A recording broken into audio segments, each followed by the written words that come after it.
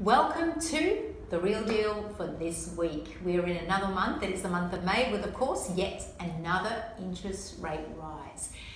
Did you see that coming? Because everybody tells me they never saw it coming. I spoke to a mortgage broker the other day and he said he's had the worst possible day ever with so many of his clients phoning really distressed, especially those that were pre-approved to purchase houses.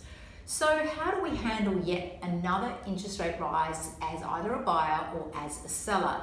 Well, the typical reaction when any animal is in shock is to sort of stand and stare and then to slink off, lick the wounds, and then emerge from the hole again to go looking for a property, because our needs don't really ever change no matter what the interest rates are. Of course, our borrowing capacity does get affected. So if you're on the market, you've got to keep that in mind, that if somebody was able to borrow 1.2 million, perhaps they have a magnificently reduced borrowing capacity. So be very aware of that.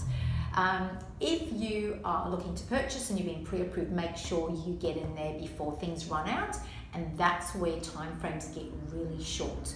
Remember, currently stock levels are down about 30%, especially across southeast Queensland with new immigration happening and lots of other factors coming into play.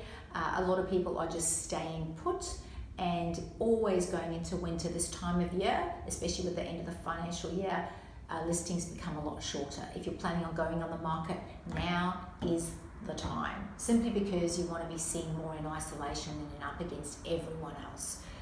There is a very strong selling season, which we've just come out of. We ended up selling 6 properties last week, so we're restocking.